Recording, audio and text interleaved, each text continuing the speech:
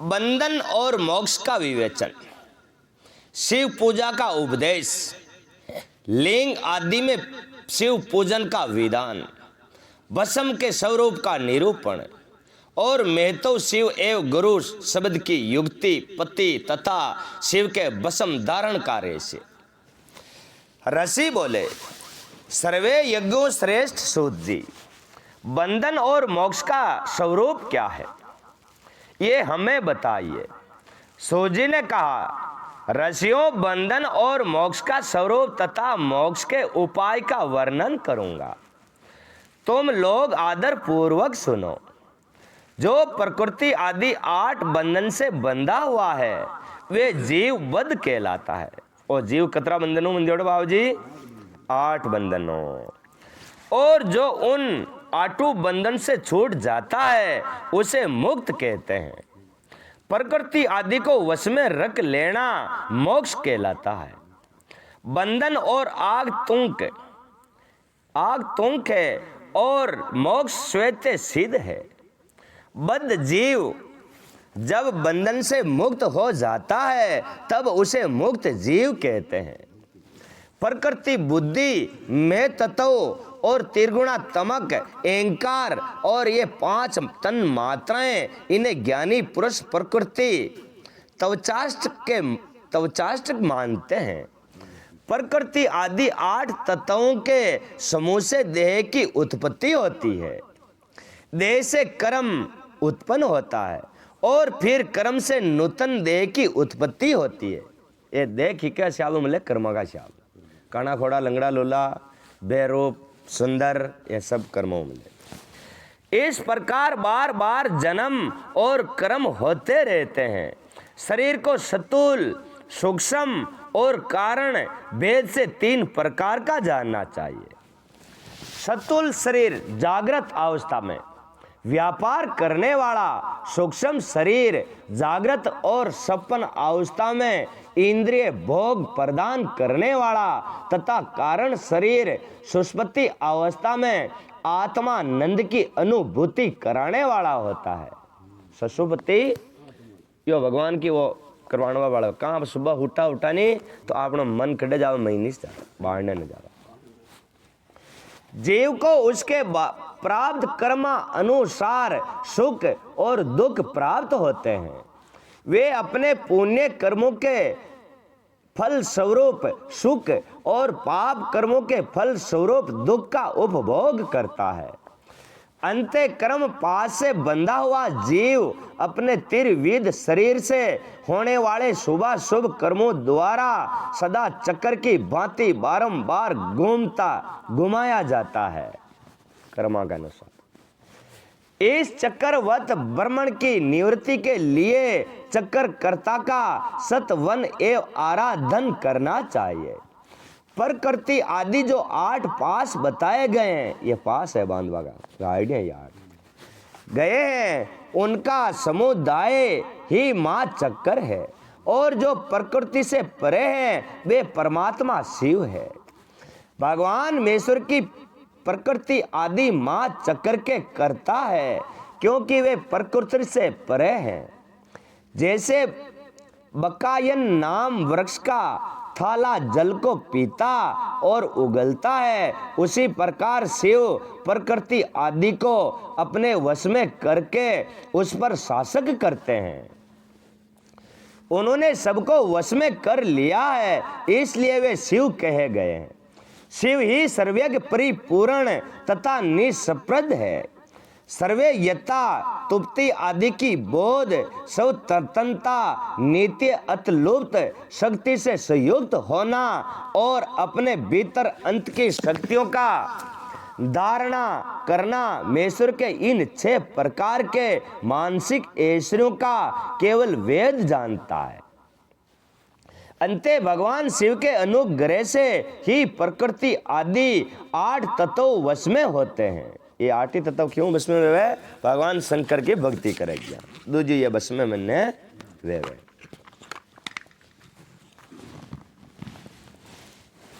भगवान शिव का कृपा प्रसाद प्राप्त करने के लिए उन्हीं का पूजन करना चाहिए। यदि कहे शिव तो परिपूर्ण है, निष्प्रय हैं, उनकी पूजा कैसे हो सकती है, तो उसका उत्तर ये है कि भगवान शिव के उद्देश्य से उनकी प्रसन्नता के लिए किया हुआ सत्कर्म उनके कृपा प्रसाद को प्राप्त कराने वाला होता है। शिवलिंग में शिव की प्रतिमा में तथा शिव भक्त जनों में शिव की भावना करके उनकी प्रसन्नता के लिए पूजा करनी चाहिए।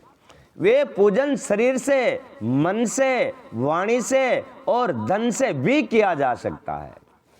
उस पूजा से महेश्वर शिव जो प्रकृति से परे हैं, पूजक पर विशेष कृपा करते हैं और उनका वे कृपा प्रसाद सत्य होता है। शिव की कृपा से कर्म आदि सभी बंधन अपने वश में हो जाते हैं। भगवान की कृपाओं जितना भी 8 बंधन है जो आपने बस में वे जावे। कर्म से लेकर प्रकृति पर्यंत सब कुछ जब वश में हो जाता है तब वे जीव मुक्त कहलाता है और सौ आत्मा राम रूप विराजमान होता है। परमेश्वर शिव की कृपा से जब कर्म जनित शरीर अपने वश में हो जाता है तब भगवान शिव के लोक में निवास का सौभाग्य प्राप्त होता है। इसको सालोक्य मुक्ति कहते हैं। कौन सी मुक्ति? सालोक्य। तन मात्राएं वश में हो जाती है तब जीव जगदम्बा सहित शिव का समीप्य प्राप्त कर लेता है। ये समीप्य मुक्ति है। उसके अनु आयुध आदि जो क्रिया आदि सब कुछ भगवान शिव के समान हो जाते हैं। भगवान का महाप्रसाद प्राप्त होने पर बुद्धि भी वश में हो जाती है। अपनी बुद्धि यानी वह भी वश में हो जाती। बुद्धि प्रकृति का कार्य है। बुद्धि प्रकृति का कार्य बुद्धि है। ये प्रकृति को कार्य कोई करे, बुद्धि करे। उसका वश में होना समष्टि मुक्ति कहा गया है। पुण्य भगवान का महान अनुग्रह प्राप्त होने पर प्रकृति वश में हो जाएगी। उस समय भगवान शिव का मानसिक ऐश्वर्य बिना यत्न के ही प्राप्त हो जाएगा। सर्वज्ञता और तुप्ति आदि जो जिसके ऐश्वर्य हैं उनको पाकर मुक्त अपने आत्मा ही विराजमान होता है। वैसे और शास्त्रों में विश्वास रखने वाले विद्वान पुरुष इसको सामुज्य मुक्ति कहते हैं। इस प्रकार लिंग आदि में शिव की पूजा करने से कर्मश मुक्ति स्वतः प्राप्त हो जाती है। इसलिए शिव का कृपा प्रसाद प्राप्त करने के लिए सत संबंधी क्रिया आदि द्वारा उनका पूजन करना चाहिए। शिव क्रिया, शिव तप, शिव मंत्र जप, शिव ज्ञान और शिव ध्यान के लिए सदा उत्तरोत्तर अभ्यास बढ़ाना चाहिए। प्रतिदिन प्रातः काल से रात को सोते समय तक और जन्म काल से लेकर मृत्यु पर्यंत सारा समय भगवान शिव के चिंतन में ही बिताना चाहिए। सोता जागता बैठता उठता दुख में सुख में सुमरण चालना चालो। संगो जातादि मंत्रों द्वारा तथा नाना प्रकार के पुष्पों से जो शिव की पूजा करता है वे शिव को ही प्राप्त हो जाता है। ऋषि बोले, उत्तम व्रत का पालन करने वाले सूजी लिंग आदि में शिव की पूजा का क्या विधान है, ये हमें बताइए। सूत जी ने कहा, दीजू मैं लिंगों के क्रम से यथावत वर्णन कर रहा हूं, तुम सब लोग सुनो। वे पर्वण ही समस्त अभिष्ट वस्तु को देने वाला प्रथम लिंग है, नमक शिवाय। उसे सूक्ष्म पर्वण रूप समझो। सूक्ष्म लिंग निष्कल होता है और सतुल लिंग सकल। पंचाक्षर मंत्र को ही सतुल लिंग कहते हैं। पत्थर को बनियोड़ो लिंग है नहीं, वो तो है वो हारियो सतुल मानी सास सिर गुण में सतुल लिंग कहते। उन दोनों प्रकार के लिंगों का पूजन तप कहलाता है। वे दोनों ही लिंग साक्षात मोक्ष देने वाले हैं। पुरुष लिंग और प्रकृति लिंग के रूप में बहुत से लिंग है, उन्हें भगवान शिव ही विस्तार पूर्वक बता सकते हैं। दूसरा कोई नहीं जानता। पृथ्वी के विकार भूत जो जो लिंग ज्ञात है उनको मैं तुम्हें बता रहा हूं। हाँ, उनमें स्वयंभू लिंग प्रथम है। कौन सा लिंग? स्वयंभू लिंग किसको बोलते हैं? जो अपने आप प्रकट होता है उसको स्वयंभू बोलते हैं। दूसरा बुद्धि लिंग, तीसरा प्रतिष्ठ लिंग, चौथा चर लिंग और पांचवा गुरु लिंग है। देव ऋषियों की तपस्या से संतुष्ट हो उनके समीप प्रकट होने के लिए पृथ्वी के अंतर्गत बीज रूप से व्याप्त हुए भगवान शिव वृक्षों के अंकुर की भांति भूमि को भेद कर नाद लिंग के रूप में व्यक्त हो जाते हैं। वे स्वयं व्यक्त हुए शिव ही स्वयं प्रकट होने के कारण स्वयंभू नाम धारण करते हैं। मनो ही प्रकट हुए जो लिंग, ज्ञानी जन उन्हें स्वयंभू लिंग के रूप में जानते हैं। और स्वयंभू लिंग की पूजा से उपासक का ज्ञान स्वयं ही बढ़ने लगता है। सोने चांदी आदि के पत्थर पर, भूमि पर अथवा वेदी पर अपने हाथ से लिखित जो शुद्ध प्रवण मंत्र का लिंग है उनमें से तथा मंत्र लिंग का आलेखन करके उसमें भगवान शिव की प्रतिष्ठा और आह्वान करे। ऐसा बिंदु नादमय लिंग सतावर और जंगम दोनों ही प्रकार का होता है। इसमें शिव का दर्शन भावनामय ही है, ऐसा निसंदेह कहा जा सकता है। जिसको जहाँ भगवान शंकर के प्रकट होने का विश्वास हो उसके लिए वही प्रकट होकर वे अभिष्ट फल प्रदान करते हैं। अपने हाथ से लिखे हुए मंत्र से यंत्र में अथवा अक्रुमित सतावर आदि में भगवान शिव का आह्वान करके 16 उपचारों द्वारा उनकी पूजा करे। ऐसा करने से साधक स्वयं ही ऐश्वर्य को प्राप्त कर लेता है। ऐसा न भगवान की सेवा करे तो सब जतरा भी संसार में ऐश्वर्य है नहीं वन सब ने प्राप्त कर ले। यह मोटा मोटा सेठ है बाबूजी है कि मतलब आपने सी नहीं दान की कर रहा है कि मतलब हूँ वन संपत्ति के डो गुरु महाराज इस नाट्य बता दे वहाँ आट्टी चाल बोकर गेला में तो समान गुण होगा। और इस साधक के अभ्यास से उसको ज्ञान भी होता है। देवताओं और ऋषियों ने आत्म सिद्धि के लिए अपने हाथ से वैदिक मंत्रों को उच्चारण पूर्वक शुद्ध मंडल में शुद्ध और भावना द्वारा जिस उत्तम शिव लिंग की स्थापना की है उसे पौरुष लिंग कहते हैं। जो ऋषि मुनि बैठाने लिंग है ना वन की कहवे पौरुष लिंग तथा वे प्रतिष्ठ लिंग कहलाता है। उसे लिंग की पूजा करने से सदा पौरुष ऐश्वर्य की प्राप्ति होती है। महान ब्रह्मांड और महाधनी राजा किसी कारीगर से शिवलिंग का निर्माण कराकर जो मंत्र पूर्वक उसकी स्थापना करते हैं उनके द्वारा स्थापित हुआ वे लिंग भी प्रतिष्ठ लिंग कहलाता है। ब्राह्मण द्वारा भी बटवाणियों वानी प्रतिष्ठ लिंग कहवाए। किंतु वे प्राकृतिक लिंग है, इसलिए प्राकृतिक ऐश्वर्य भोगों की देने वाला होता है, उसको मोक्ष नहीं मिलता। ये अड्डा जितनी चीज़ें आप छावानी वे चीज़ें मिल जाए लेकिन मोक्ष नहीं मिलेगा उससे। जो आप ब्राह्मण द्वारों ऐसे बठानियों लिंग है नहीं वो मोक्ष नहीं मिलेगा। जो शक्तिशाली और नित्य होता है उसे पौरुष कहते हैं तथा जो दुर्बल और अनित्य होता है वे प्राकृतिक कहलाता है। तो महाराज जो बारे ब्राह्मण प्राण प्रतिष्ठा करे स्थापना कर दी प्राण प्रतिष्ठा कर दी बैठाने दी बाबा के आप ग्रामीण क्षेत्र गांव में कोई जाके पूजा करे तो वो को मोक्ष नहीं है। वो ये मिल जावे सामान से क्या मोक्ष नहीं है। मोक्ष नहीं है। मोक्ष तो उसके जब से होगा, उसका जब करना पड़ेगा आपको। बेस जीव प्रांत जितने जागता रहे उतने कई काम करता हूँ बस मको नाम किशन भी कोई किशन भी नाम ले सके। हाँ शिव की दूजा जितना धरती पे देवता वे मोक्ष नहीं दे सकते। राम जी की पूजा करो, कृष्ण की करो, किसी नेता की करो, वे आपको मोक्ष नहीं दे सकते। मोक्ष कौन देवे? शंकर भगवान यो हाथ में वाके आई तो मैं कह रही शंकर भगवान की जब प्राण प्रतिष्ठा करे बैठाने जाके आप पूजा करा हाँ वो मोक्ष ना देवे। ये में 3 लिंग बताया। हाँ, एक तो स्वयंभू लिंग, वो मनो युग छोड़ो, और एक जो आपने ऋषि मुनियों का हाथ में बैठाड़ो लिंग, वो प्रतिष्ठ लिंग, और यो आपने जो बामणा ने कम आप बोधा आदमी का हाथ में बैठाड़ो ये स्थिर लिंग, चर लिंग।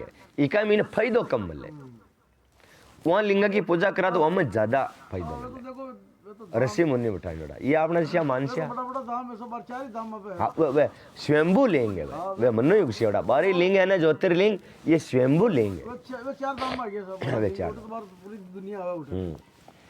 लिंग नाभि, जीवा और नासा अग्रे भाग और शिका के क्रम से कट्टी, हृदय और मस्तक, इन तीनों स्थानों में जो लिंग की भावना की गई है उसे आध्यात्मिक लिंगों का ही चिर लिंग कहते हैं।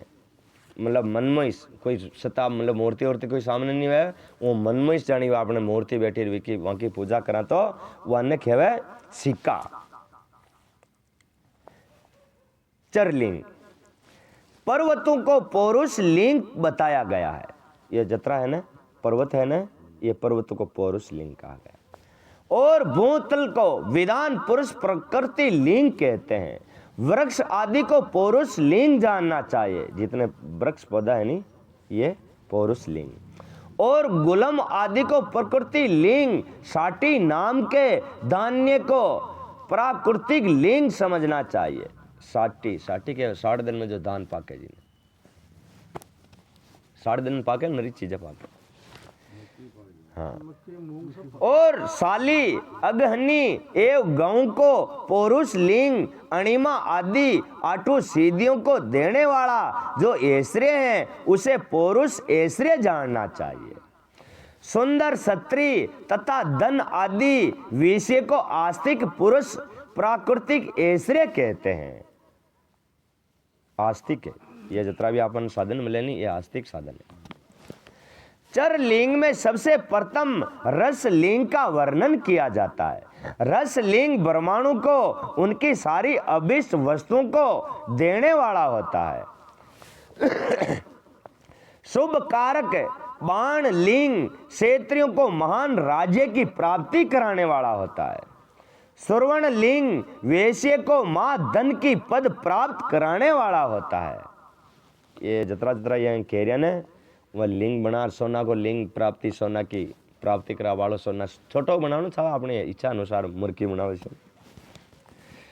तथा सुंदर शिव लिंग शूद्रों को महाशुद्धि देने वाला होता है। सपस्टिंग मिंग लिंग तथा बाण लिंग सब लोगों को उनकी समस्त कामनाओं को प्रदान करते हैं। प्लास्टिको लिंग अपना ने हो तो दूसरे का सपिष्ट या बाण लिंग भी पूजा के लिए निषिद्ध नहीं है। क्षत्रियां विशेषत सदन नाव के लिए पार्थिव लिंग की पूजा का विधान है। लुगाएं के लिए वे ओनली फॉर पार्थिव लिंग की पूजा करें। प्रकृति मार्ग में स्थित विधवाओं के लिए सपस्टिक लिंग की पूजा बताई गई है। जो विधवा स्त्री उसको प्लास्टिक का लिंग की पूजा करनी चाहिए।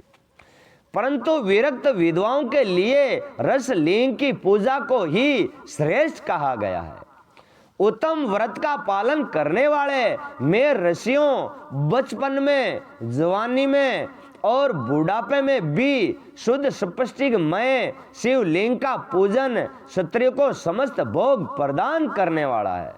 लुगाए ने ज्यादातर रंडी रांड लुगाई जिन्हें प्लास्टिक को, और दूसरे ये लोग है जिन लुगाए ने पार्थिव लिंग की पूजा करनी चाहिए, वो भी उसका पति का ऑर्डर लेके, नहीं तो नहीं। गुरुवे सक्त क्षत्रियों के लिए पीठ पूजा भूतल तल पर संपूर्ण अभिष्ट को फल देने वाली होती है। जो यह नहीं लुगाया जो पति वर्ता है, लुगाया लोगां की लुगाया अन्य तरफ फान करवाई जरूरत कर पति जिंदा है। प्रकृति मार्ग में चलने वाला पुरुष